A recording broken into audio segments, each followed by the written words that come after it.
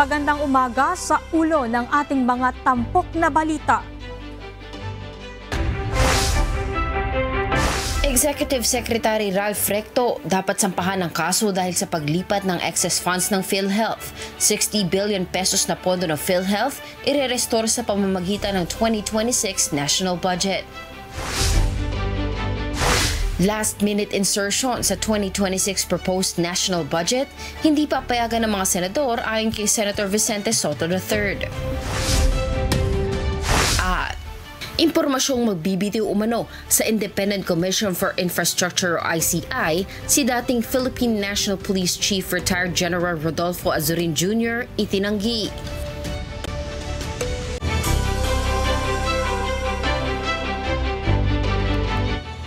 Hindi umano papayag ang mga senador sa last-minute insertions para sa panukalang 2026 national budget. Inihayag ito ni Senate President Vicente Tito Soto III sa isang panayam. Inaasahang sa Martes, December 9 ay aaprobahan na sa third and final reading sa Senado ang kanilang bersyon ng pambansang pondo. Maaaring isagawa sa bagong Sentro de Turismo Intramuros sa Maynila ang Bicameral Conference Committee meeting sa darating na Huwebes. Inihayag ito ni Senate Committee on Finance Chairperson Sherwin Gatchalian sa isang panayam kahapon. Ayon sa Senador, government facility ang Sentro de Turismo Intramuros, kaya mas mura ang magiging charge dito. Ang pasilidad ay binuksan noong June 12, 2024 at ngayon nagsisilbi itong museo na nagpapakita ng kasaysayan ng Intramuros mula sa pre-colonial times.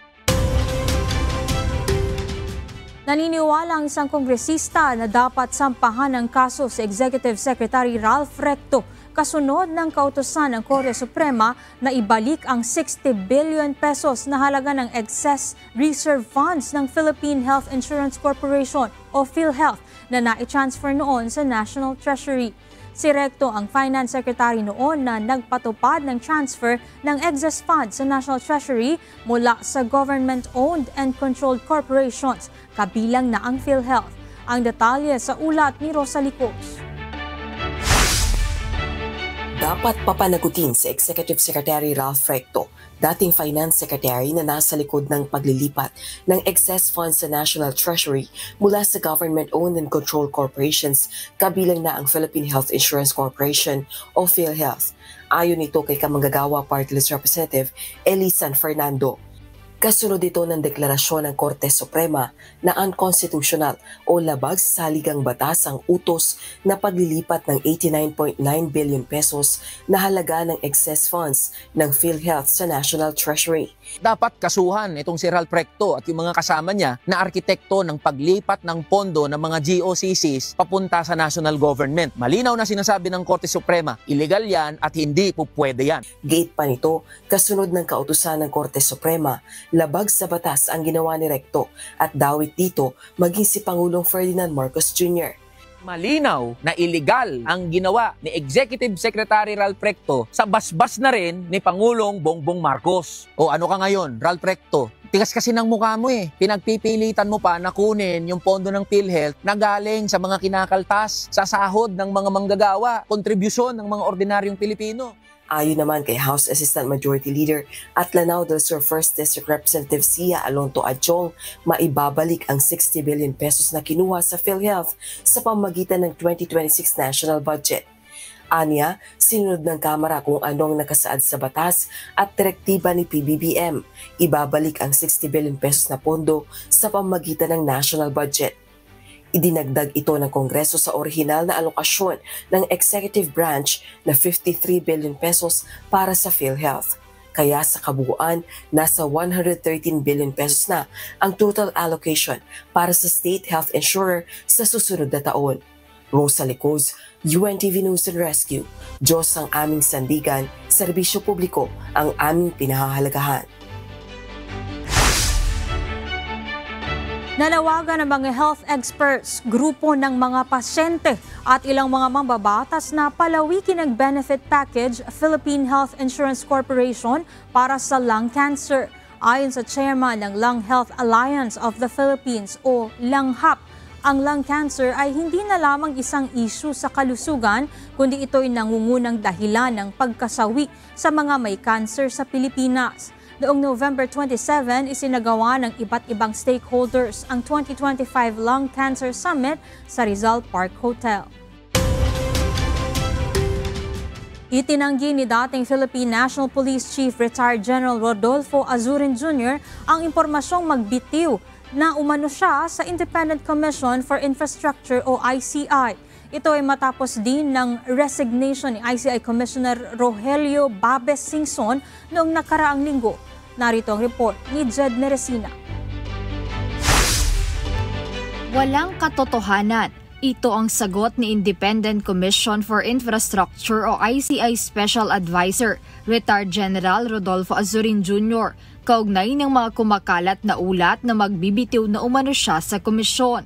Sa isang panayam, mariing itinanggi ni ICI Special Advisor Azurin Jr. na hindi umano maganda ang kanyang relasyon kay ICI Chairperson Retired Justice Andres Reyes, na siyang sinasabing dahilan ng kanyang pagre-resign.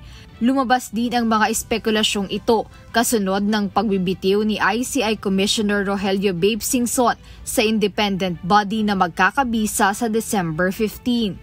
Nagulat nga din ako at na lumabas yan. Walang katotohanan doon sa sinasabi na magre-resign ako because we are not in talking terms with the chairman or we don't see eye to eye. That's a complete na false kasi almost every day, every time na nagre-report ako sa office, I always find time to see the chairman, ask for his guidance, and then he's a very kind na boss. Ayon kay Retired General Azurin, mabuti o maganda naman ang kanyang relasyon sa lahat ng miyembro ng komisyon. Napakaganda naman ng relationship namin ng lahat ng commissioners. Wala akong masabi sa kanila. They are very hardworking. They are very compassionate insofar as how they treat itong trabaho na ibinigay sa aming lahat. It's just so unfortunate nga na because of health reason and stress, Commissioner Babes will be leaving us. Hindi naman maitanggi ng dating PNP chief na nakakapagod ang trabaho ngunit nananatili siyang positibo sa kabila ng mga ito. Of course, nandoon yung stress but sa akin kasi I'm the youngest among the group, so I see it more of a challenge rather than a stress job kasi ito is bibihira yung opportunity na ganito na mabigyan ka ng pagkakataon na kung saan ang buong taong bayan ay umaasa sa magandang kalalabasan ng investigasyon ng present na skandal na kinabibilangan ng mga na-implicate na mga tao sa flood scandal. Jed Neresina, UNTV News and Rescue. Diyos ang aming sandigan, serbisyo publiko ang aming pinahahalagahan. Nagpaalala ang Department of Agriculture Bureau of Animal Industry o DA-BAI ng pag-iingat sa mga nag-aalaga at nagnenegosyo ng kambing at tupa. Ito'y matapos maiulat na may naitala ng kaso ng Peste des Petits Ruminants sa Southeast Asia, isang viral disease na mabilis kumalat sa mga alagang tupa at kambing. Ang detalye sa report ni Mia Alonzo. Nagbabala ang Department of Agriculture Bureau of Animal Industry o DA-BAI sa publiko, lalo na sa mga nag-aalaga at nagnenegosyo ng kambing at tupa, pati na sa mga veterinaryo tungkol sa nakitang sakit sa hayop sa Southeast Asia. Sa inilabas na abiso ng ahensya, ang naturang sakit ay tinatawag na Peste des Petits Ruminants o PPR na pangunahing nakikita sa alagang kambing at tupa. Bagamat nanatili pa namang PPR-free ang Pilipinas, pinag-iingat pa rin ng publiko upang maiwasan ang pagpasok ng sakit sa bansa. Ang Peste des Petits Ruminants o PPR ay isang nakahahawang sakit sa tupa at kambing na may mga sintomas gaya ng lagnat, pagmumuta at sipon, pagsusugat ng bibig, pulmonya, severe diarrhea at mataas na bilang ng pagkamatay. Paalala ng DA na kung may makitang ganitong mga sintomas ay agad na i-report sa pinakamalapit na provincial city o municipal veterinary o agriculture office upang maimbestigahan at makumpirma sa laboratorio. Pinag-iingat din ng publiko sa pagdadala o pagbili ng kambing o tupa o kaugnay na produkto nito mula sa mga bansang may naiulat na kaso.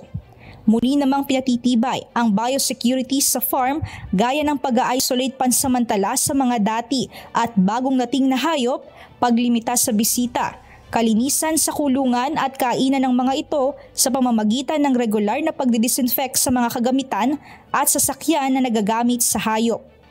Tiniyak naman ng departamento na patuloy ang kanilang monitoring sa kondisyon ng animal health sa rehiyon, katuwang ang World Organization for Animal Health at nananatiling mahigpit ang surveillance, border control at emergency preparedness ng bansa.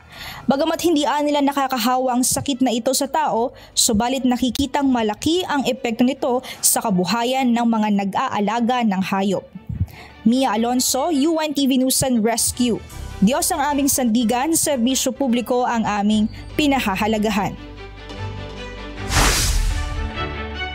Isang panukalang batas na nagsusulong na tuldukan ng dual citizenship ang nais ipasa ngayon sa Amerika.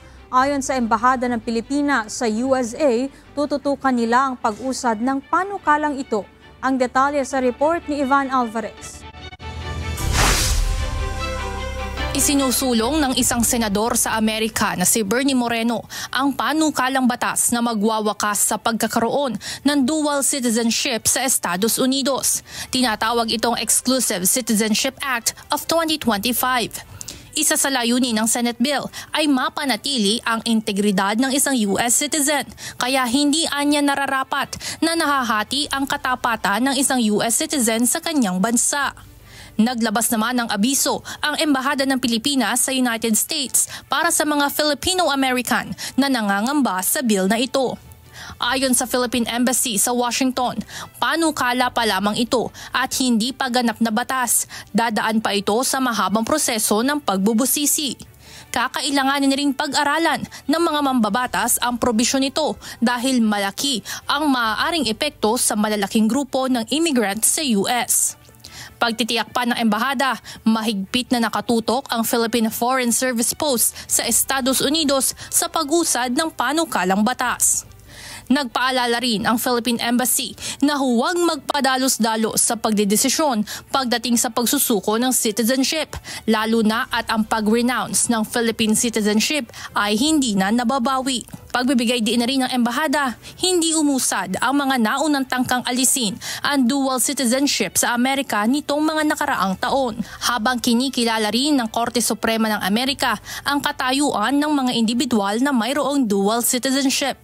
Samantala, hinihikayat ang Filipino-Americans na makipag-ugnayan sa Embahada ng Pilipinas sa US o pinakamalapit ng konsulado kung mayroong mga katanungan tungkol dito.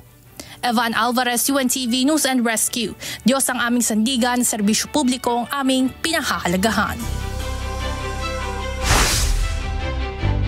Ipinatatanggal sa pwesto ni LTO Chief ASEC Marcus Lacanilao ang 2 kawani at 1 gwardya ng ahensya matapos umano nilang mangotong sa mga jeepney driver at operator na nahuli at na-impound dahil sa iba't ibang paglabag.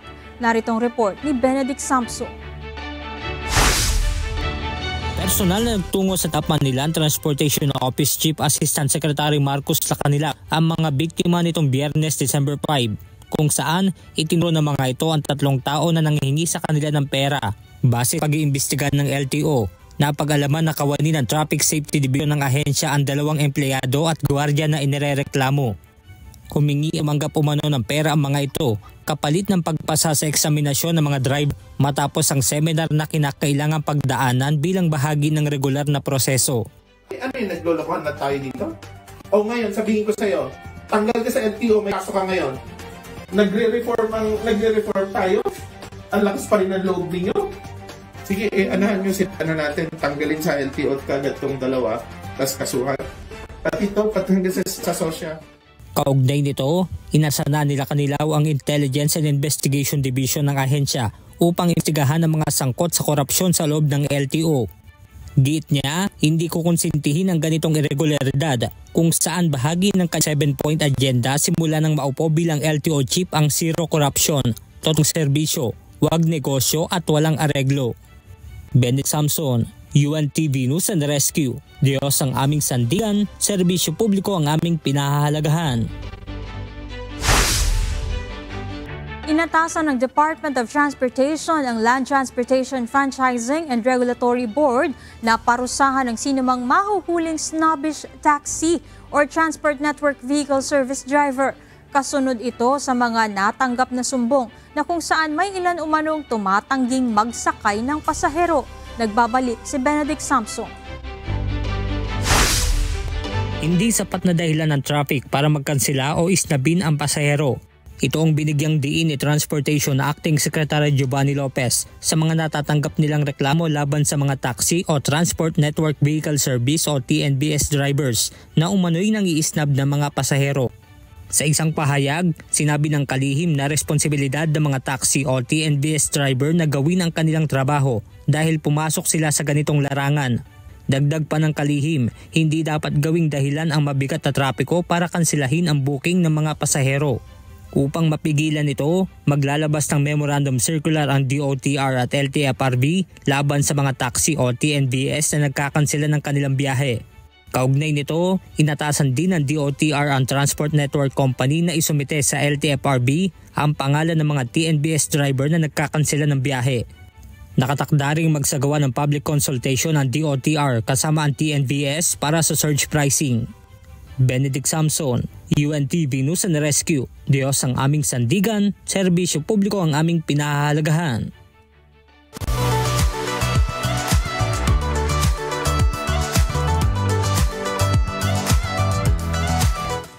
Samantala, narito naman ang sitwasyon ng trapiko sa iba't ibang lugar sa bansa. Dito po sa may EDSA Bagong Barrio, makikita po natin sa ating screen, maluwag po ang daloy ng mga sasakyan sa papunta ng monumento. Gayun din naman po sa papunta ng Balintawak. At sa North Luzon Expressway o NLEX, as of 7:18 in the morning, good news po sa mga magbabakasyon at nagbabakasyon pa rin po ngayong araw. Maluwag na maluwag po ang daloy ng mga sasakyan simula po sa may San Fernando hanggang makarating po dito sa may Balintawak. At yan ang ating traffic update ngayong umaga.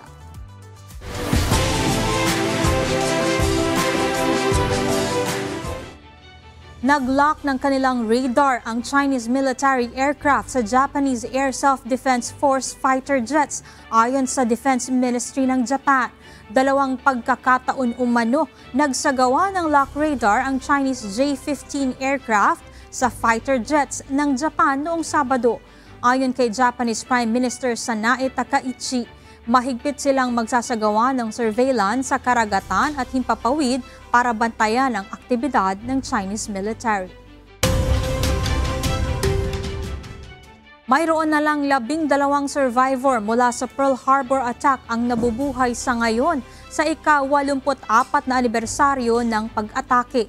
Gayunman sa kauna-unahang pagkakataon sa kasaysayan, walang mga veteranong nakadalo sa ika-84th anniversary ng komemorasyon ng Pearl Harbor nitong linggo.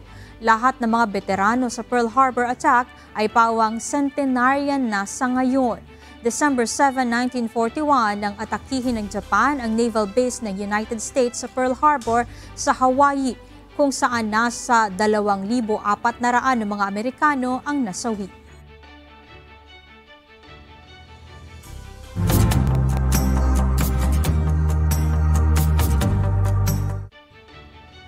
Nagdulot ng baha ang tuloy-tuloy na pagbuhos ng ulan sa Catanduanes dahil sa shear line.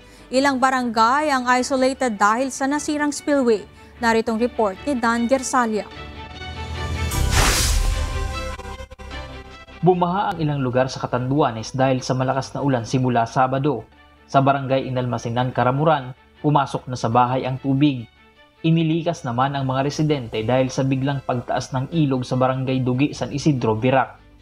Humigit kumulang 350 residente sa Tobrihon at JM Alberto San Miguel ang apektado dahil sa nasirang spillway. Hindi makadaan ang anumang sasakyan patungo sa dalawang barangay. Nasira rin ang spillway sa barangay Almuela, Viga at Dugi 2O, Virac. Dan Hersalia, UNTV News and Rescue. Diyos ang aming sandigan, serbisyo publiko ang aming pinahahalagahan. Matapos ang 2 araw ng kanseladong biyahe, muli nang pinayagan ang pagbiyahe ng mga barko sa pantalan ng Sorsogon dahil sa paghina ng bagyo. Narito ang report ni Resty Gosmo. 2 araw na kansilado ang mga biyahe simula December 4 hanggang 6 dahil sa bagyong Wilma. Ilang pasahero at sasakyan ang stranded at nakapila malapit sa pantalan. Dumating kami dito ng Webes ng gabi po. Mga alas 11 yata ng gabi. Sabi, cancel daw yung biyahe ng barko kasi dahil may bagyo nga, parating na bagyo. Hanggang ngayon wala pa naman, di pa na kami natawag. Wala pa kaming ticket kasi kapila sa number. Wala pa. Saka nag-ingat gawa din ng bagyo. Medyo malakas ang ulan sa daan. Mga motor lang kasi kami kaya medyo binigala namin. Dahil sa weather advisory ng Pag-asa, muling pinayagan ang biyahe ng mga barko kahapon, December 7. Sa ngayon, wala namang problema kasi mamaya daw, mga gabi, sasakay na daw. Wala na daw, kumbaga, inihintay na daw. Wala nang signal na okay na yung ferry, makatawid na mamaya. Nagkansela rin ng face-to-face classes ang ilang munisipalidad simula Huwebes. Sa ngayon, ibinaba na sa yellow warning ang Sorsogon, bagamat patuloy pa rin ang pag-ulan at inaasahang hihina na ang epekto ng bagyo sa mga susunod na araw. Resty Gosmo, UNTV News and Rescue. Diyos ang aming sandigan, serbisyo publiko ang aming pinahahalagahan. At sa ating iiwang mga salita ng Diyos na ating sandigan, mula sa Book of 2 Corinthians chapter 6 verse 2 na nagsasabi, sapagkat sinasabi niya sa panahong ukol, kita'y pinakinggan, at sa araw ng pagliligtas, kita'y sinaklolohan. Narito, ngayon ang panahong ukol. Narito, ngayon ang araw ng kaligtasan. For he said, I have heard thee in a time accepted, and in the day of salvation have I succored thee. Behold, now is the accepted time. Behold, now is the day of salvation. Pwede na talaga to. Sana hindi umulan mamaya. Yes! Ready na! Ay! Di yata ako naiintindihan. Sabi ko, good morning everyone! Kumusta? Okay ba? Mukha na bang mag-a-adventure? Ready na ako kasi mag-a-adventure ako mga kasangbahay. Magbo-broom-broom ako mamaya eh. Look! Okay. Uy! Ba't naka-helmet Ba't ka nakatakip ng ilong? Hindi, wala. Ba't naka-helmet ka pa? Ano meron? Ba't parang forma? Mag-road adventure kasi ako. Mumotor-motor kami. Ay! Road adventure? Teka. Ano yan? Para sa'yo. Meron akong dalang mapa. Wow! Kasi nag-aaral ako ng History? History! Ayan. Para yan sa'yo. Para hindi ka maligaw sa magiging road adventure mo. Sige Salamat Ay, yung road adventure narinig ko. Ano yan? Mag-road adventure ka, broski? Oo, sama ka? Aba, kailangan mo ng whistle ko. Willing to share naman ako eh. Ay, sige, ano na? Uy. Baka kailangan mo kasi road adventure, di ba? Broom-broom gano'n. No? Baka kailangan mo ng whistle for emergency to. Kailangan mo yan. Tama. Okay din yan Uy, bakit full gear ka, broski? Ayun nga, kasi nga, mag-road adventure ka ako. Broom-broom siya. Kulang ng knee pads. Dapat safe ka. Oo nga eh. At saka kulang ka ng snack. Kailangan mo ng snack, di ba? Ito kailangan ko talaga. Yan. Tapos meron din akong dito, flashlight. Ready ka na dito. Ang daming baon. 250 lang yan, ha? Pagbalik mo na lang yung bayad. Flashlight na lang. Diba? Ang dami mong dala-dala tapos hindi ka nag-aya. Ganyan ka. Ba't siya nakaganyan? In-explain na niya sa amin lahat na siya nakaganyan. Ang dami mong dala masyado. Mag-ano kasi adventure. Gusto mo sabaw? Ay, naku, broski. Ang dami mo ng dala pero sige, dahil mabait naman ako, itong tubig na dala ko sa'yo na lang din. Bagay din yung colors. Kasi mahilig din uminom ng tubig, nakakaubos yan agad ng ano. Wala bang kasamang box yan? Kasi wala namang box yung motor ko, hindi kasya lahat ng binigay ninyo. Ayan, mahal na mahal ka namin. Kaya nga kahit hindi ka nag-aaya. Grabe, natouch ako dun. Oo. Ayan, all set ka na. Dahil mga kasangbahay, kapag po mag-road adventure, tandaan, whether sa Bataan or kahit saan pa yan, prepare your gear, hydrate, stay safe, and syempre ang pinaka-importante, have fun. Adventure is good, pero safety is best. That's right! Pero Broski, saan ka ba mag-a-adventure? Kasi naiinggit na kami sa'yo.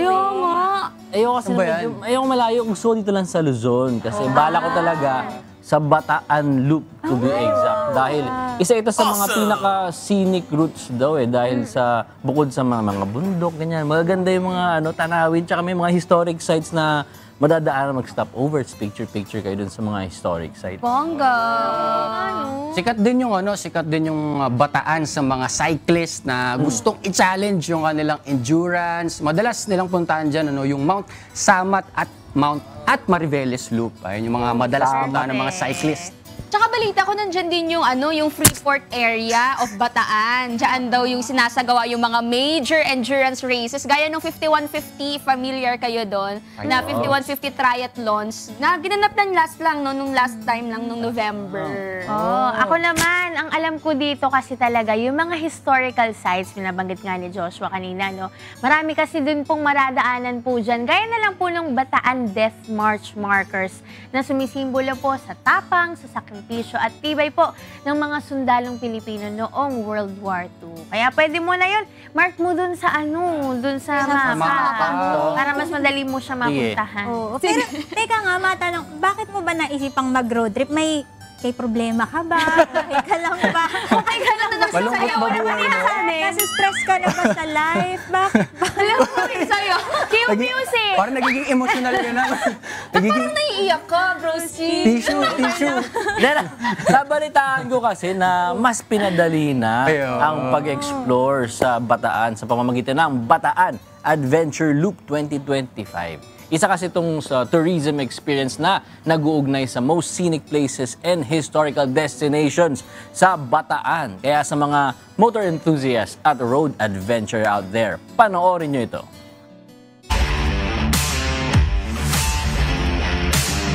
Gather your pack, rev up, and ride out.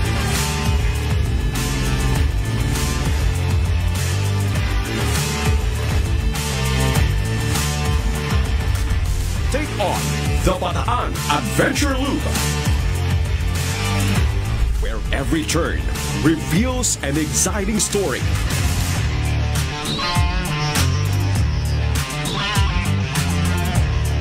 And every stop begins an epic journey.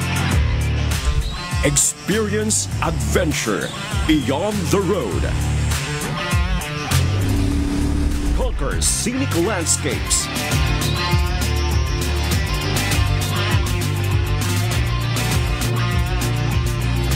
Embrace local culture and discover wonders at every destination. Join this epic ride on December 13 to 14, 2025. Ride the Bataan Adventure Loop. Very exciting yan, mga kasambahay! And to discuss more about the upcoming Bataan Adventure Loop 2025, we have here with us Coach Danny Ortigueras Jr., ang Operations Director of Motorclide International Incorporated. Good morning! Good morning, Coach! Good morning! Sabi po muna tayo sa ating mga kasambahay. Ay, hello po sa mga manonood ng Good Morning Kuya. Sa mga motorcycle riders natin dyan, good morning po sa inyo lahat. Good morning. Coach. Good morning po. For those na hearing about Motorclide for the first time, ano po ba itong Motorclide na organization? Ano po bang ginagawa talaga nito? Well, ang Motorclide po kasi is a private institution in terms of safety riding. So, we are a motorcycle training center na nakabase po sa Santo Tomas City, Batangas. I believe when we started on 2021, almost kasabay kami nung sa KD Rock. Nakakatuwa kasi yung impact, yung na-introduce kami sa community ng riders after pandemic. The peak of pandemic is totally different when na-expose na kami dito sa Pilipinas. We are a group of OFWs actually na dinala namin dito sa Pilipinas itong this kind of facility namin sa Batangas. Pero kanina po, Coach, no, napanood po natin yung vlog about dun sa Bataan Adventure Loop 2025. Pwede po bang pakwento? Ano po bang mga dapat abangan at kung kailan po nagsimula ito pong Bataan Adventure Loop? Actually, after nung mai-launch siya nung MotoFest, after nung MotoFest, doon namin in-introduce yung Bataan Adventure Loop. So this totally initiative connected to sa tourism kasi. So Bataan Adventure Loop is totally kind of rides na para sa mga motorcycle enthusiasts na talagang ang feel nila is makita yung magagandang views, scenic, destinations, road. Yan yung mga gusto ng mga riders. So in connected with the tourism naman is of course yung connection natin pagdating sa mga LGUs, we want to promote as well kung anong meron ba ang Bataan province. So, yan yung ilan sa mga gusto nating puntahan. Marami tayong checkpoints na pupuntahan dyan, na kung saan i-host ng LGU mismo. I-welcome ang iba't ibang klase ng mga riders all over in the Philippines. So, yan yung pinaka-objective ng Bataan Adventure Loop. Gano'n po katagal ito? December 13 to 4. Yes. So, malapit na. This Saturday na siya. Yes. So, technically, ang event na yan, actually, isang araw lang naman yung ride na yan talaga. Okay. Pero dahil we want to promote something else, just like the KD Rock, yung adventure camp, we want to feel ng mga riders, ng mga participants, na enjoy nila yung venue. Kaya yung tagline natin na camp, ride, and charity. So the day one will be the camping experience muna ang mararanasan ng mga participants, and not only even the families of the participants.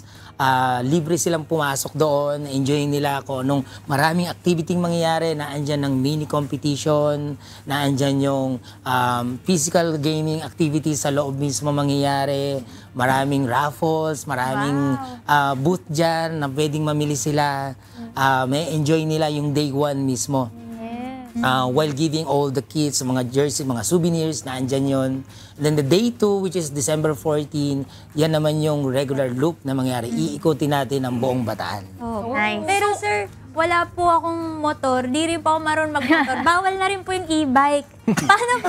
Paano po kami? Pwede po ba kaming sumama? Gusto po naming matry. Pwede. Kasi hindi naman yan design para sa motor lang. Okay. Pwede rin dyan yung mga 4 wheels na sumama. Kasi as long as yung goal is makatulong at ma-promote ang tourism. Kasi after the event, merong charity na makikinabang sa activity na yan. Pero ito po bang Bataan Adventure Loop 2025, what makes it special po itong taon na to? Well, this year, after maraming mga pangyayaring naganap sa atin this past few months, and this year is going to be different kasi aside from magra-ride ka, mag-enjoy mga rider, is naandyan din yung pagbibigay natin ng tulong sa ibang institusyon naman. So, hindi lang basta siya magra-ride lang kasi. Kasi ang goal ng mga riders is camaraderie. Makakakilala from north to south. Makakakilala mga different clubs and organization. Of course, yung venue natin, pagka na-introduce natin ng tama, lalo na nasa Bataan siya, nasa bungad lang siya ng Bataan, which is in Orani, Bataan lang, mas madali yung access. Kaya naging special siya kasi yung design ng ating venue is international talaga siya. So, the collaboration between Manivela Innovations and the Motor Clyde International Incorporated is total package siya kung matatawag natin. Pero marami na po ba nakapag-register po for the loop? Actually, marami pa. Inopen pa rin namin ang registration up to Friday. Okay. I-open Oh, pa wow. namin para sa lahat ng gusto namin, gusto pang sumama kasi yung iba medyo busy pa this Dalawang time. isip pa. Oo, kasi yung iba kasi schedule-wise, alam mo naman, this December is different. Busy ang karamihan sa mga activity nila. Pero we give way pa rin sa mga gusto pa rin mag-join. Kaya open pa rin po ang registration natin para sa lahat. Makikita nyo po kung ano mangyayari sa day 1 and day 2. Basta marami kaming pasabog. Maraming sorpresa na mangyayari.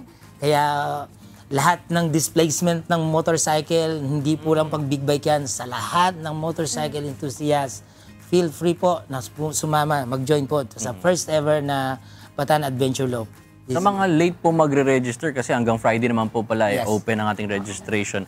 Meron po ba silang mga kailangan ihanda, i-prepare or training? Kasi syempre, kinabukasan Bataan Loop na. Ano po ba kailangan ihanda nila? Actually, sa December 13, after they claim after na kunin yung kanilang mga kits o yung mga gamit nila, meron tayong riding clinic before the take-off on December 14. So Motor Clyde will going to conduct ng isang exclusive riding clinic para sa mga safety tips yan. Okay. About discipline, about sa riding, responsibilities and accountabilities natin pag nasa daan na tayo, nasa lansangan. Kasi sabi nga natin, we want to be one of the model, especially.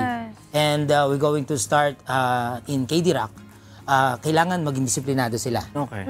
And that's the goal of the Motor Clyde team, na mabigyan ng sapat na kaalaman pagdating sa lansangan. Yun. So kahit pala mga beginners po, welcome talaga dito sa Loop. Yes. Correct. Meron ba silang specific na group? Kunyari, ito yung group for beginners, ito group for veteran riders. Na kasi syempre pagka naghalo, minsan baka maiwan yung, hindi mag-enjoy. Pero parang anong po expectation para doon, kunyari, bago pa lang siya mag-ride, ano po yung i-expect ng mga viewers natin? Actually, pagdating sa riding kasi kanya-kanyang pacing naman siya.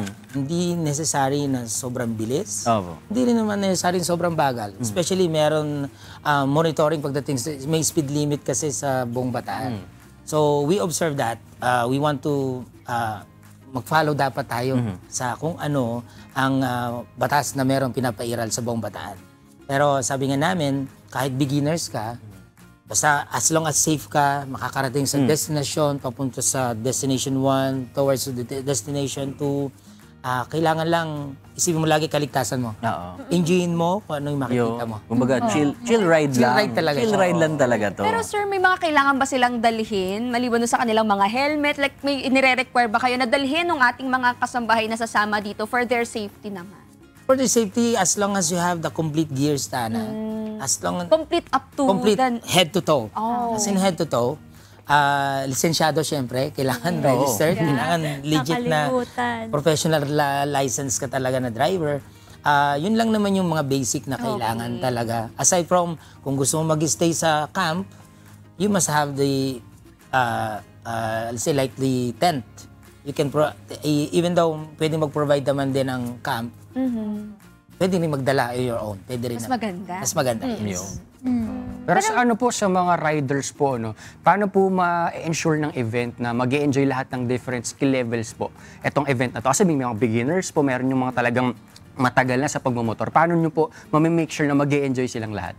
Well, yun nga, sa day 1 pa lang, magkakaroon ng assessment on our side. Kasi yan naman talaga ang forte ng Motor Clyde. In terms of training, giving safety talks, multiple events na aming nasasamahan, binibigyan lagi namin ng mga angkop na kailangan bago mag-ride, especially sa mga beginner na papasok pa lang, let's say yung mga bago pa lang nagmumotor, binibigyan ng sapat na kaalaman, paano ba mas magiging safe. Kaya nabuo yung riding clinic before the jump off. Actually, hindi lang dito yan naginanap. Kahit yung sa mga different loop na sinamahan namin, nagbigay kami ng mga safety tips, mga riding clinic events na para pakinabangan ng mga rider talaga. Coach, nabanggit niyo po yung yung flow po na yung day 1 po is may camp, tapos yung day 2 na yung ride proper, tapos yung charity event po. How about naman po kanina meron po kayong binanggit yung mga checkpoints po na iikutin niyo po sa buong Bataan.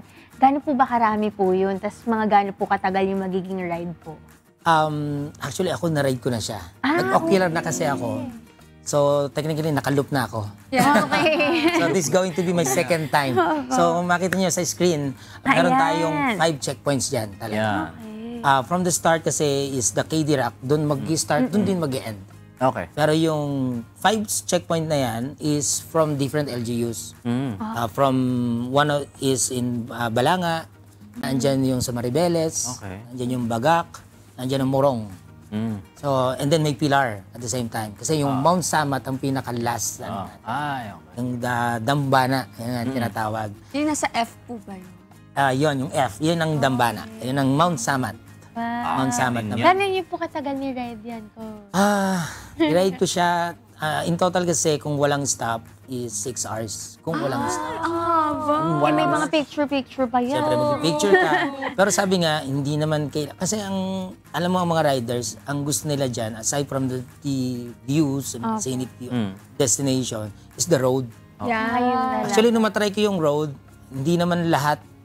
May konting rough road, technically, meron talaga. Pero the rest is may enjoy mo. Lalo pag narating ni Little Baguio, Little Baguio kasi doon eh. Pero ano po yung yung pinaka-challenging sa inyo doon sa naging ride niyo nung trinay niyo ng kayo lang? Challenging kasi first time kong umikot ng Bataan.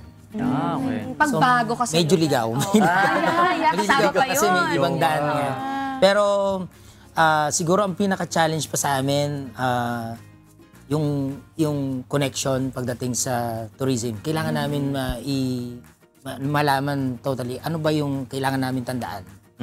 Lalo kung ano yung requirements ng LGU, isa yan. Aside from the speed limit, aside from that, syempre, merong lugar na medyo matao, crowded, may delikado, which is yun yung kina-ordinate naman namin. Kasi kung sabi ko nga, kung ako lang ang magra-ride, siguro kaya ko i-manage. Pero sabi nga natin, kailangan yung skills level nila is kailangan angkop dun sa dadaanan. Kasi. So far po ba, Coach, gano'n na po karaming registered? Sa ngayon is almost 100 na. Almost 100 na siya. Yun yung naka-registered mix na rin wala po yung 4 wheels po, no? Mix na yan. Small bikes, big bikes, mix na siya. Monday pa lang. Parang mag-enjoy sa video kasi pinapakita yung mga dadaanan. Ang ganda ng daan. Ganda ng smooth na smooth. Pero doon sa mga checkpoints, ano nang i-expect nila? Meron ba tayo mga booth doon sa mga checkpoints na yun? O talagang for photo op lang talaga yung mga checkpoints po? Well, yung mga destination, may checkpoint to checkpoint, hosted by different LGUs. Naandun yung mga hydration area. Meron din silang mga delicacies. Kumbaga. Yung mga local products nila, doon na lang time para i-showcase nila. Bawat bayan yan. So, talagang may enjoy ng bawat riders na pagdating doon, makaka-relax sila kahit paano, kahit few minutes lang, kahit 10 minutes lang sila mag-stop. May mabibili sila, may souvenirs. As I said, meron ngang task na dapat gawin ang bawat riders. Soon ko pa i-announce yun. Okay. Surprise. Surprise yung task na yun. But anyway, sabi nga namin, ang goal natin is to promote the tourism. Recently, na-awardan ang Motor Clyde ng Philippine Motorcycle Tourism. Pamumuno yan ni Senator J.D. Ercito. Na-awardan ng Motor Clyde when in terms of kaligtasan. So sa kaligtasan na yan, kumbaga, lagi kaming nakukuha, nagkakaroon kami ng riding assistance, lagi nakukuha ang Motor Clyde. Yan, nakita yan. Through motorcycle, Philippine Motorcycle Tourism, na-awardan kami kasi kami mas exposed ngayon. We promote safety of everyone, especially on the road. Kapag-conduct po kayo ng maraming ganyan. Para sa mga riders po natin out there. Pero yung yung sa tourism po binabanggit nyo. Kasi napansin ko marami rin po mga riders na nagvo-vlog po sila. May mga nakasali rin po ba na doon po sa Bataan Adventure Loop? Meron. Actually, meron tayong mga inimbitahan. Parang mga celebrity mga motovloggers natin. Sabi nga namin, alam natin na ilan sila sa mga malakas sumatak ngayon nowadays. But as I said, we ensure na itong mga vloggers na to is into safety mode at the same time. Kaya, ayan, yan sa screen, nandyan yung mga vloggers natin na makakasama. Diba? Nandyan yung ambassadress mismo ng Philippine Motorcycle Tourism, si Jet Li, nandyan si Reed, si Lakwachera, si Awit, si Loki Moto, from the PMT side naman sila. Si Troy, at saka si Jamich. So sila yung ilan sa mga vloggers natin na makakasama during the loop. Ayan, mas exciting po lalo, no? Yan, oo. So yung mga followers nila, follow na rin kayo. Sama na kayo sa ride, mag-i-enjoy kayo.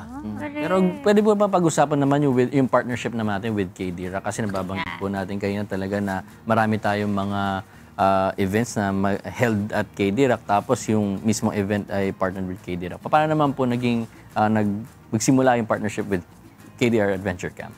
Actually, nung mag-start siya is nung sumali ang Motor Clyde team sa Manibela Challenge. Wow! Siguro doon nakitaan ng KD Rock ang potential, I believe. And yung advocacy kasi namin is almost the same kung ano yung advocacy ng KD Rock. And it turns out, nung second season, talagang pinahanap na kami. Parang pinahanap na talaga kami na kailangan meron na talagang involvement si Motor Clyde. And that's the time na nagkaroon na kami ng collaboration. Nag-start na yan. And now, sabi ko nga, nag-start ang Motor Clyde during pandemic. And I believe the KD Rock is the same thing. So has magka-same age sila, 2021. So nakakatuwa kasi we're on the same path. Same goal, same objective. So, kaya nakakatuwa na eto kami ngayon. We don't even expect na on our side na ganun nila kami ma-appreciate yung ginagawa namin. Nakakatuwa kasi actually nagpa-train si Kuya Romel Duldulao. Ate Rose. So, sabi niya nga nung ma-introduce, ito pala ang ginagawa ng Motor Clyde talaga in a private mode. Kasi nakita nila kami sa competition, pero nung makita nila yung objective namin in terms of training, sabi niya, ito pala, ganito pala. And that's the time na, ito na. Nandito na kami ngayon. Nagkaroon na ng immediate collaboration na itayo natin yung isang riding shop natin sa Bataan, in the around sa facility mismo ng KD Rock, which is the executive moto staff. Na-appreciate ng tao, lahat nandun. So, ngayon, ayun na, meron ng moto staff doon, and then the Motor Clyde will go there as well. Magkakaroon na ng additional features sa KD Rock, which is the International Riding Academy. Yun. Na doon mismo binuo sa KD Rock. So, malaking proyekto to, malaking impact to pagdating sa probinsya ng Bataan. So, ito na po yung huli na gagawin ng Motor Clyde for this year. Yes, for this year, this is going to be the introduction natin para sa KD Rock. Kaya we believe sa susunod na taon, magkakaroon ng second Bataan Adventure Loop with a different twist. Actually, mas excited ako sa susunod. Kasi nakaplat na sa amin kung ano mangyayari sa susunod. Wow, exciting. So, mas may excite ang mga riders, fellow riders natin. And we do expect the crowd next year. More ano siya. Sabi ko nga, hindi ko itong aking pagiging talkative minsan, iniingatan ko baka maibulgar ko lahat. Na-share nyo na po sa amin lahat, no? Secret muna. Hindi pa nangyayari to, ay may kasunod na. May kasunod na, yes. Na-excite ako, lalo na sa pakipagtulungan ng KD Rock. Mas malaki yung reach, kumbaga. Kaya this time po, invite nyo naman yung mga viewers natin na mag-join dito sa Bataan Adventure Loop 2025. Naku, lapit na talaga 13 and 14. So, ini-invite ko po lahat ng mga motorcycles enthusiasts yan. From north to south, everyone are welcome po. May pagkakataon pa, this coming Saturday na po, may enjoy nyo ang buong Bataan. Marami tayong sorpresa, marami tayong gagawing activity. Open po sa lahat, 4 wheels, 2 wheels, open po lahat yan. Feel free, mag-registered pa. Hanggang Friday, open na open po. Enjoy natin ang ating lugar. Sir, ayan. Sir, baka pwede niyo ring sabihin sino po yung mga partners niyo dito sa inyo pong program. So, ang ilan sa mga partners natin dyan, bukod sa Manivela Innovations, yan, ang number 1 Manivela Innovations talaga, ang pinakaulo ng ulo. Kasunod ang pakipagtulungan sa amin. Other Superbikes, meron tayo dyan, mga kaibigan natin from Superbikes, Global X, yan, mga katulong natin yan. The LGU itself, siyempre, the Bataan, Behold Bataan, the tourism of province of Bataan. Nandyan ang TPB, the Philippine Motorcycle Tourism, katulong natin silang lahat yan. Kaya excited na ako sa Sabado. Actually, sa Biyernes pa lang, nandun na ako. Kaya yung preparation. Coach, sa mga gusto pong mag-register, ano po ba yung mga social media accounts natin or website kung saan sila pwede mag-visit para sa mga iba pang detalye at saka mag-register na habang mas maaga? Visit the page po ng Bataan Adventure Loop. So, makikita niyo po doon, nandun po yung link mismo, registration, nandun yung lahat ng details, makikita niyo sa Bataan Adventure Loop page. Ganon din sa Manivela Innovation page. Makikita niyo po lahat doon, lahat ng detalye na kailangan niyo po para sa rehistrong ito. And of course, maraming salamat sa pag-imbita sa akin dito. Of course po. Before man lang mag-take off ang ating Bataan Adventure Loop, ako, maraming salamat po. And samantalahin ko na rin, shoutout po sa mga kasama ko sa Rotarian, IFMR, na andyan yung, recently nagkaroon kami ng raffle, yung aming year-end. I want to congratulate Doc Roy Gonzalez. Nanalo siya kasi ng road glide, Harley Davidson. Wow! Year-end. Yun ay para saan? So, congratulations, Doc Roy. Sa mga team ng Motor Glide, sa Santo Tomas, thank you so much for the support. The KD Rock team, the Manivela Innovation, maraming salamat. The Harley Davidson Group, especially in Manila. The PMT, yan, si Sir Cesar, si Sen, maraming salamat po, Sen, kila Jet. Sa mga vloggers na kasama namin at makakasama namin, maraming salamat po. Oh, Joshua, sama ka na. Sponsoran mo ko. Maraming salamat, Coach Tani, for joining us today and for breaking down everything about the Bataan Adventure Loop 2025. Sa lahat po ng motorcycle and travel enthusiast, i-check nyo na po ang Bataan Adventure Loop at KD Rock Facebook page. At join na po kayo sa exciting Bataan Adventure Loop 2025 this coming December 13 to 14. Yay! Once again, maraming salamat po Coach Tani Ortigueras, Jr., Operations Director of Motor Glide International Incorporated, for joining us today. Mga kasambahay, huwag kayong aalis ha, dahil magbabalik kami dito sa Good Morning, Kuya! Nagbabalik po ang Good Morning Kuya, mga kasangbahay, and it's time para sa ating What's for Breakfast! At makakasama natin this morning ang isa po sa mga nagpaplano at nag-execute ng projects ng isang company. Big time to mga kasangbahay. Let's welcome to the program, Miss Abby Suman! Hello po! Good morning! Good morning, Ira! Good morning mga kasangbahay! Good morning, Kuya! Yon, kumusta naman po ang inyong morning, Miss Abby? Okay pa naman. Okay pa naman. Yes. Ayan. Pero ito po, matanong ko lang po, ano po ba yung actual work po ninyo sa inyong pong company? So, ang work ko talaga sa company namin is I'm a project manager po. Sa company wherein ako po yung nag-handle ng buong simula sampling to production and then delivery to the clients that I meet po. Okay. So, boss, ma'am, Ay, madam, grabe naman ganon. siya. Pero ito po ba, ito yung unang-unang work mo? Kasi nasabi niyo po sa akin, 26 years old na po kayo. Paano po ba kayo umakyat dun sa corporate ladder na yan? Actually, meron akong past work before, bago ako nag-project manager. So before, admin works lang ako, and then wala talaga akong planong mag-project manager. Kasi during my college days, hindi ko naman alam na may project manager na work. Ano ba ang course po ninyo? Business ads. So, and then something happened nung nag-admin ako, so I have to stop my job during that time. And then nung mga okay na ako, nag-apply ako sa mga online job. And then nakita ko yung company. So sabi ko, why not i-try ko? Kaya ang nakakatawa nga nun is, tawag dito, nung one day processing lang siya. And then sinabihan ko yung HR namin na, sana matawagan ako if tanggap ako. So, nasa biyahe ako noon, pauwi galing interview. Tinawagan nila agad ako.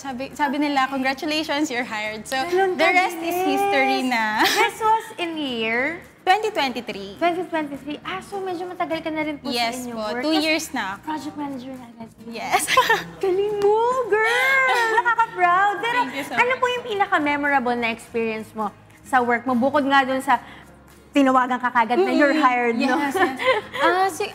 Actually, marami. Kasi within 2 years, marami na rin akong na-meet, nagawang projects. Pero siguro yung masishare ko na lang din sa inyo and sa mga kasambahay is yung recent lang. Na meron kasi akong big client siya. So, medyo nasa 1,000 yung items na ano nila. So, mahirap yon na i-handle ng ako lang. So, very strict pa yung client na natapat sa akin. So, parang 2 to 3 months, nag-worry talaga ako kung ma-pull off ko siya. Kasi sobrang detailed niya from the logos, yung mga paano itahi, lahat yon na ano namin, chinek niya. So, ang nangyari is, nung dineliver namin siya last November 28 doon sa client, nagulat kami kasi 2 to 3 days, after 2 to 3 days, nakakuha kami ng 5-star rating sa kanila. Tapos lahat sila natuwa doon sa project namin. So, yun yung isa sa mga memorable ko kasi sobrang strict ng client na yun. Saka yung preparation pala, hindi biro, no? Opo, matagal talaga siya. So, matagal akong kinakabahan. Pero dun sa mga, syempre merong under sa iyo ng mga tao. Yes. Gaano kadami yung hinahawakan mo na? Iba't ibang department kasi yung hinahawakan ko. Like, nagsistart siya sa production. And then, kapag delivery na, yung logistics din, hawak ko. And then, kapag magko-collect na ng mga payments. So, yun din. Yun yung mga tao. Ang dami mong work na ginagawa. Pero, sa dami ng work na ginagawa mo, nakakapag-breakfast ka ba kapag papunta ka sa work mo? Oo naman, Ira. Kasi, parang paniniwala ko kasi na yung breakfast is yun talaga yung most important meal of the day. So, I make sure na kung hindi man sa bahay ako ang ginagawa ng mama ko is nagluluto siya for me and then pinagbabaon niya. Hello, sweet. Yes, Shout out sa mama mo. Shout out kay mama. Pero ito, balita ko kanina kasi na overhear ko nung nasa makeup room tayo. Nire-request sa'yo naman ng mama mo. Yes. Na ginagawa mo. Pag wala po akong trabaho. Okay, sige. Ito po yung lulutuin ngayon ni Miss Abby. Siyempre, alam niyo to, pancake, mga kasangbahay. Yan, bihira. Ako nga, kahapon nag-crave ako ng pancake, kaso sarado na yung favorite ko na binibilhan ng pancake. Masasatisfy na yung cravings natin. Dahil dyan, answer prayer tayo dyan. So, ang ating pong ingredients for the pancake, mga kasangbahay, pwede po kayong gumamit pancake mix po para di na kayo masyado ma-hassle. Nasa ito po, meron tayong 1 to 2 eggs, pero ang gamit po natin dito, isa lang. Meron tayong tubig, meron tayong milk, meron tayong butter, meron din tayong oils, pero konti lang yan. At meron din tayong syrup. Kung gusto nyo naman, alternative sa syrup, pwedeng honey. Yan, tapos, optional natin, meron tayong oats and crushed banana. Optional din po, ayan. Sige po, umpisahan na natin, Miss Abby. Siguro po mag-mix muna tayo. Okay, sige, bago natin, pwede naman tayo mag-mix. Sige. Ayan, so, ito yung pancake mix natin, mga kasangbahay. Pero ikaw po, kapag gumagawa ka sa inyong pancake mix or meron kang original recipe? Since si mama talaga yung magaling maggawa ng pancake, sa kanya, from scratch talaga. Pero sa akin, pancake mix na para mabilis siya. Mabilis. So, usually yung iba kasi, pinag-iwalay muna nila, di ba, yung wet ingredients. So ako, pinagsasama-sama ko na siya para mas mabilis. Kasi parang ang hirap ang tagal mo siyang ginawa, tapos mabilis lang siya mauubos. So, I make sure na mabilis lang din siyang gawin. Okay. Ayan. So, yan. Mix lang. Tapos, lagyan po natin siya ng milk. Okay. Actually, masarap nga din kapag milk yung gagamitin. More than water po, mga kasangbahay. Kahit mix na. Kasi mas nagiging creamy siya, mas milky, mas high quality yung lasa. Pero okay lang din naman kahit tubig. Kasi alam ko, sa mga pancake mix, meron na rin siyang halo na milk powdered milk. Yes po. Ayan. Pero ano po ba ang usual breakfast na hinahanda naman sa'yo ng mama niyo? Ang usual breakfast na hinahanda nila mama sa akin is yung rice talaga. Rice. Kasi, especially ngayong Burman, since sa work is peak season talaga namin. So, kailangan ko talaga ng sobrang energy. Ilan pong project po na hawak po ninyo ngayon? Since patapos na rin, 4 na lang yung hinahawakan ko. 4 na lang? Nakakalinis ka ba ng maayos? Oo naman. Pero minsan napapanaginipan. Oo, ganun yung kapag super... Pero enjoy naman, so okay lang nakakamit ng bagong mga tao. So, oo nga. Yung mga clients nyo ba, local ba siya or international or mixed siya? Mixed po siya, pero more on local clients po kami. Okay. So, yan. So, for sure, napaproud din sa'yo yung buong company ninyo. Yes. Sinicelebrate nyo ba yan kapag kunwari meron kayong na-deal na, tapos, ayan, katulad nun, 5-star yung binigay sa inyo po ng client niyo. May bonus ba yan? Mga ganyan? That's for you to find out. Okay. Pero ano naman, kapag okay ka naman or maganda naman yung performance mo, every year-end naman, meron kaming mga pa-awards sa mga namin, project manager. Oo, kasi deserve mo ma-recognize yung work na ibinuhos mo, di ba? Na hindi naman biro lang din. Talagang super hard work. Ayan po mga kasangbahay. So, okay ano po ba yung kailangan nating makita na ma-reach na consistency? Kasi iba-iba eh. Mayroong iba na sobrang malabnaw, may iba naman gusto parang... Ako kasi, okay na sa akin yung ganito, pero yung kadalasan ng mga gumagawa ng pancakes, kailangan mas smooth pa. Smooth pa? Oo, ma-make sure lang na talagang natunaw yung lahat ng powder. Wala nang lumps. Yes. So, hindi na kailangan ng maraming mga ingredients dito since ready mix naman siya. So, matamis na rin siya, okay na rin yung tamis niya. So, ngayon, ready na po tayong mag-fry tayo. Ang gagamitin na lang natin, mga kasangbahay, butter na lang para mas masarap. So, ano lang siya, low heat lang po. Yan. Siguro okay na yan. Hintayin lang natin siyang uminit. Ito po ba, lalagay natin po lahat? Depende kahit sa ano lang po yung isang slice. Okay. Sige po. Sige po, kayo. Go ahead, Miss Abby. Sige lang po. Hintayin lang natin siya na matunaw yung butter. Yung iba, no, meron pa silang mga shaper niyan, no? Mga heart, minsan, star, para sa mga bata. Kapag gusto ko ng extra na with love, gano'n. May mga shape pa siya. Pero may hilig ka po talaga magluto? We're getting there. We're getting there. Sige. More on ano po kasi yung ginagawa ko, yung pag mga ganyan, yung mga desserts, or yung mga matatamis, mga bake. More into ano ka? Yung very girly yung ano mo. Yung bake-bake lang, gano'n. Yung sa mga ulam-ulam, bigay ko na kanila mama. Kaya mama mo. Kasi busy ka rin sa work po, no? So, okay na po Okay na yan. Sige, lagyan po natin. Pwede na siguro natin kahit... Ito na lang po. Sige po, try niya. Sige, ako na ang magsuscoop. Ilang scoop bang? Gano'n bang kalaking shape? Depende po sa inyo kung gano'n kalaki yung... Actually, mas maganda tumakas ng bahay kung meron kayong measuring... Yeah. In cup. Or... Pero okay na. Yan. So, hintayin lang natin siyang... Maliit yung isa, di ba? Akin na lang po yung maliit. Since medyo nagda-diet po ako. Ayan. Yung isa oblong, mga kasangbahay, reject na. Kunin natin yung prepare kanina. Mali.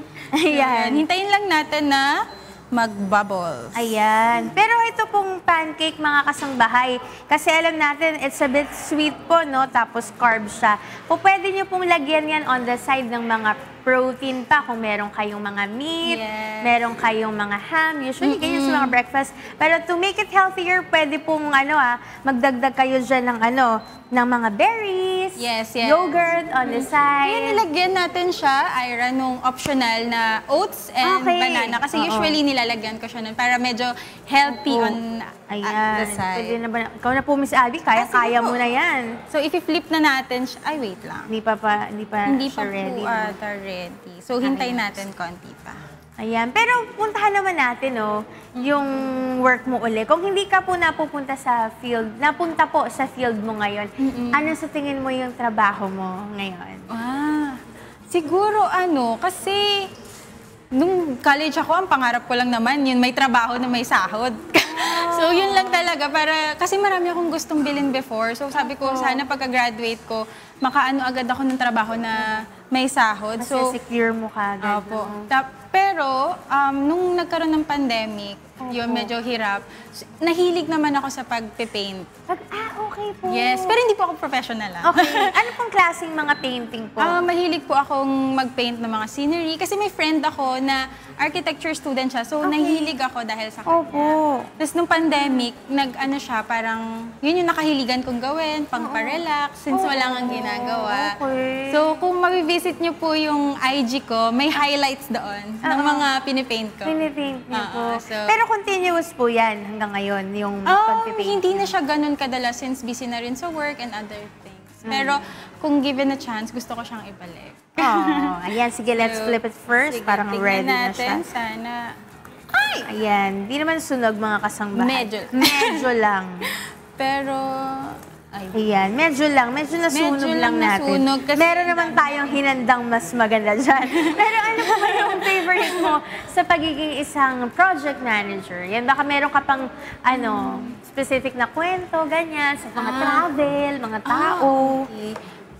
Siguro yung pinaka-memorable lang sa akin is, aside from project manager, kasi parang ang thinking nila, project manager, nagbibigay ka lang ng mga task eh. Pero kami, natututunan namin since yung company namin is tailoring company, natututo kami paano manahe. Yes, so paano gumawa ng mga pattern, pangpagawa ng mga polo shirt, t-shirt. So yung mga dating nakikita ko lang na na item sa mall, naisip ko, ay ganito pala siya ginagawa. So parang dagdag kaalaman din siya sa akin. And also yung mga people talaga na, yung mga client na nami-meet ko, kasi iba-iba sila eh. Yung iba, very strict, yung iba okay na sa ganito. So parang lumalawak yung intindi mo sa iba't ibang mga tao. Grabe, parang na-imagine ko na strict ka ba na manager? Ay, hindi po ako strict. Kasi iba nararamdaman mo sa kanya, mahal niya yung trabaho niya, tapos yung paggalang sa mga tao niya, tapos parang the way you tell your story, yung excitement mo over sa isang project, napaka-simple, hardworking. Ganun yung nafe-feel ko habang nagkukwento siya dun sa kanyang work. Very passionate as well sa trabaho. Kaya siguro agad-agad binigay sa'yo yung job na yan. Or baka binola ko lang yung boss. Ay, baka. Maaari. So, ano bang advice yung pwede mong ibigay sa mga bata na gustong maging isang project manager or yung nasa linya ng work na katulad na meron ka ngayon? Siguro sa mga mas bata sa akin na pinapangarap maging project manager or any profession, ang isa sa mga bagay na natutunan ko and pilit kong inaaral sa sarili ko is to have patience talaga. Kasi yun nga, yung nabanggit ko, maraming iba't ibang tao kang mamimit sa company or sa corporate world.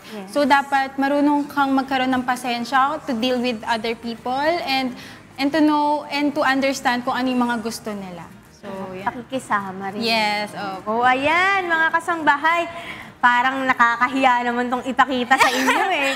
Baka naman i-bash nyo kami. Sinabi pa namin, confident kami. Pero ito, meron kaming prepare kanina na pancake. Actually, mainit-init pa siya. Tsaka mas maganda talaga to. Ayan, ito na po ang ating pancake by Miss Abby Suma.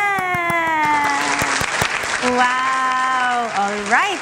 Miss Abby, maraming salamat po sa pagsama niyo po sa akin. Talagang nakakatuwa kasi every Monday, iba-iba po yung kasama ko. Kahit ako, may mga napipick up na mga lessons from different people na nag-guest ko po. So, thank you so much po for spending your morning with me. Ira. Nakakatuwa po. Ang ganda-ganda ng ating guest at dami tayong natutunan sa kanya. Pero sige po, baka po meron kayong gustong batiin sa umagang ito. Go ahead. Yes po. Sorry, medyo konti lang naman. Mga isang page na ganon.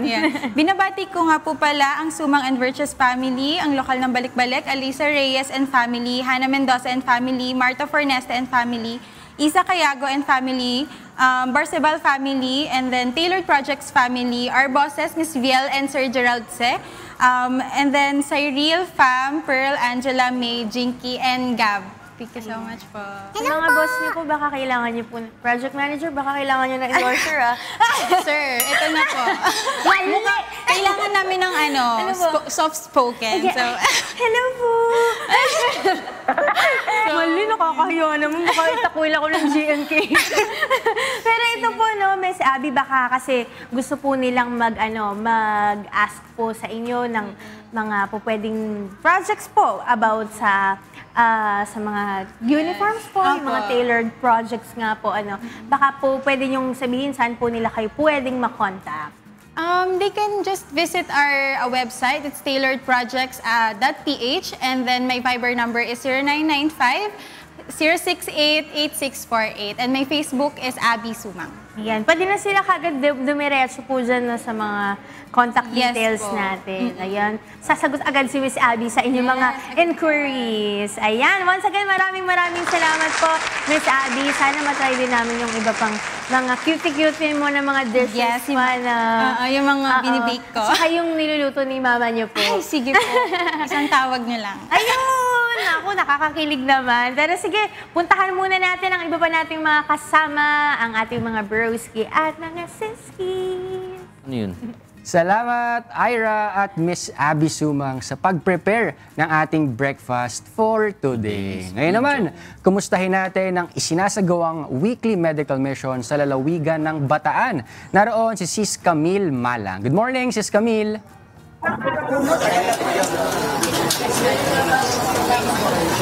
Yes, good morning Kuya and good morning din sa inyo lahat. Brad Ian, patuloy pa rin po tayo dito sa Barangay Balagtas sa bayan po ng Orion, Bataan sa pagbibigay ng iba't ibang free medical services para sa ating mga kababayan. At dahil nga po Brad Ian, meron pong pag-ulan dito sa ating area, bagaman paunti-unti man po ay tuloy-tuloy naman po yung pagdating ng ating mga kasambahay na nagnanais po makapagpa-check up dito sa ating clinic. At isa nga po yan ay ang ating kasama ngayon, si Ate Annie. Si Ate Annie Harina po from Bilolo, Orion, Bataan. Ayan po, good morning po. Good morning po. Ayan, kumusta naman po kayo ngayon, Ate Annie? Okay naman po. Nakasanabi po invite po talaga ako dito ng pamangkin ko ng patient. Dormant Ayan, and siya ako nila Marisol po. Kasi magpapalit po lang po ako ng dito. Maraming salamat po.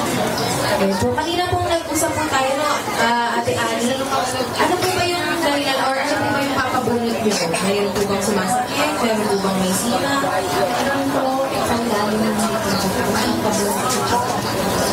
Kasi po ang sumasakit po sa malamig. Gano'n na po katagal na ganyan po natin i-tiis po yung sumasakit every time nalalabig po yung panahon? Tagal na po yun. Napacheck nyo na po ba sa iba po? Pero po gusto ko wala na po.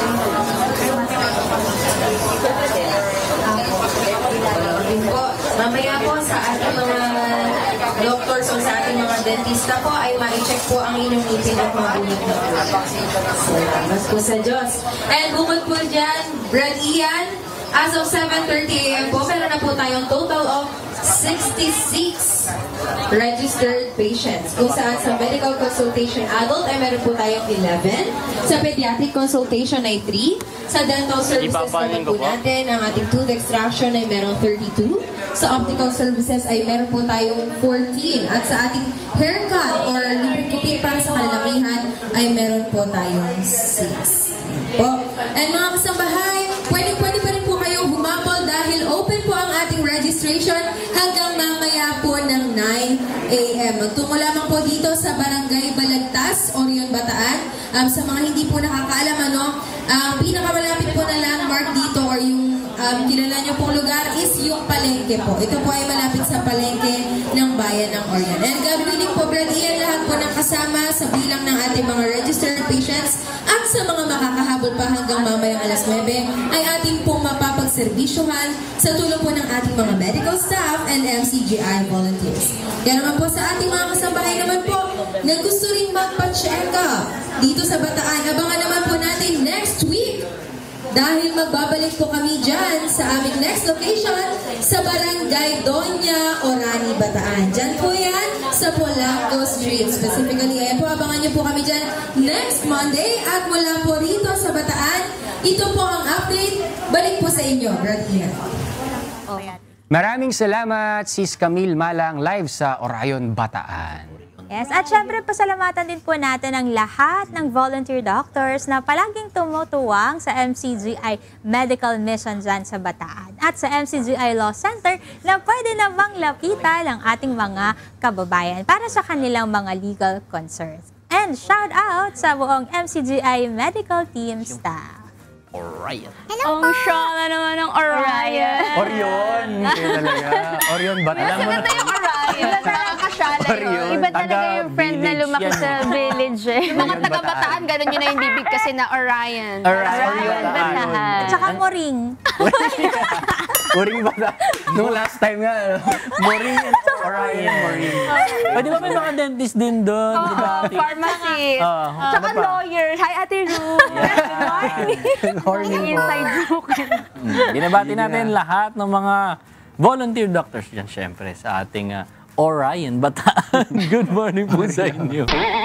Mga kasambahay, ito na, are you looking for high-quality skincare that won't break the bank? Visit BeautyWorks Plus Aesthetics Lounge and Training Center located at Rizal Avenue in Taytay, Rizal and the Big Orange Building in Caloocan. They offer a wide range of beauty treatments and also provide certification through fast-track training programs and TESDA NC2 options. A big thank you to Ms. Glenda Vasquez for taking such great care of my skin. BeautyWorks Plus, affordable treatments, amazing results. Thank you, Natural One Salon, for making my hair healthy and looking great. Alam niyo ba mga kasangbahay, sila lang ang one and only hair salon in the Philippines that offers no harsh chemical treatments, 100% all-natural organic hair color options at walang haircut for women. You can check them out at Natural One Salon on Facebook and other social media platforms. Natural One, ang #1 at belated happy birthday sa aking baby sister, Yuna. Happy birthday, Yuna! Belated birthday! And we would like to thank Lenson Gas Corporation, your partner for all industrial and special gases needs. Their other products include regulators, welding and cutting outfit, centralized supply and manifold system, and pipeline installation. For inquiries, please contact them at 8824-0867 and 8824-9360. Tapos na ba? We're done, broski. Parang di Maraming salamat po ulit sa lahat ng mga nanood sa atin simula kayo na sa ating Rise and Shine segment with Kuya Daniel. Bukas, magkita-kita tayo muli, God willing. Dito lamang sa Good Morning, Kuya!